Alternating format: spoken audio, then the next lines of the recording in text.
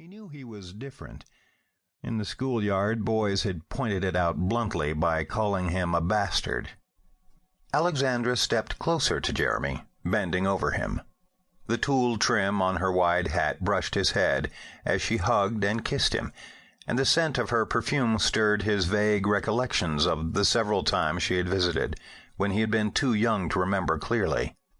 "It's always such a joy to see you, my dear," she told him. "And each time I do, I'm astonished by how you've grown." She turned to her husband. "Jeremy's very large and husky for his 8 years, isn't he, David?"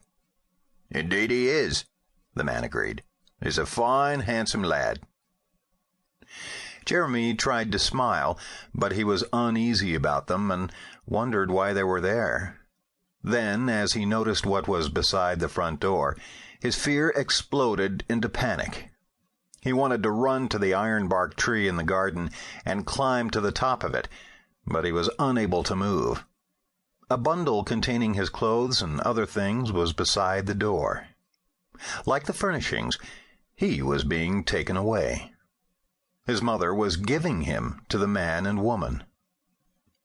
Alexandra saw his reaction, her eyes conveying sympathy as she touched his face gently. Then she turned to his mother. "Clara, I know your torment must be more than any mortal should have to bear," she said. "I earnestly wish that I had some way to lighten that burden." "You have, Mistress Kerrick," Clara assured her. "My other children aren't situated to see to Jeremy, and I intended to write to you about him. This has worked out much better than I'd hoped. David and I thought we were coming to Sydney on business, but I realize now that God's hand was guiding us. I would have come post-haste in any event, if you had written. Attending to Jeremy will be a pleasure, not a duty. Isn't there anything else we can do?" "No. My only concern is my children, and now their future is bright. I haven't tried to explain it to the boy, which has been weak of me." "No, it wasn't weakness, Clara. You've shown great courage in this situation. At the appropriate time I'll explain everything to Jeremy. As for what Morton did, it was the minimum fulfillment of an obligation." "Many wouldn't have done it, though, Mistress Kerrick. My mind is at peace about Benjamin, Agnes, and Daphne, and I'm most grateful to Sir Morton.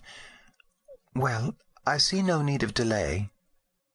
Her voice faded, ending the conversation, and Alexandra turned to her husband with a nod toward the bundle beside the door. The tall man stepped to the door and beckoned to someone waiting outside. A moment later, a coachman came in for the bundle and carried it out.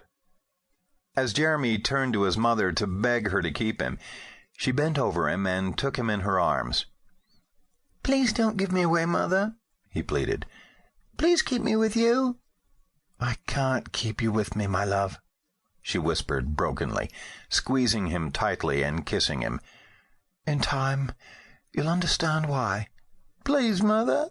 "I can't, my love, I can't," she told him, her voice breaking with a sob. "Remember that you promised to be a staunch little man, so you mustn't cry.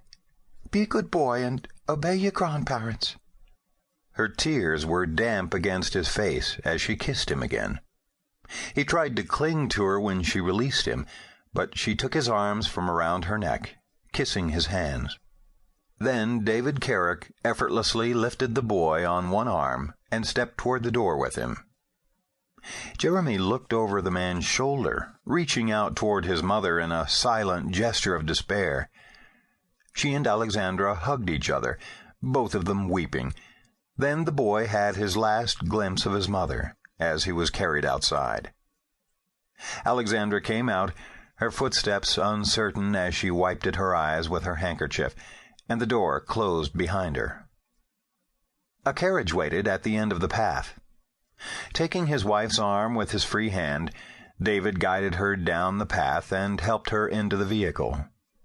He stepped inside and sat on the seat across from her, placing Jeremy beside him. Then the carriage moved away from the house and down the street. Jeremy was stunned, too bewildered to cry. What was happening seemed unreal to him, a nightmare from which he would presently awaken.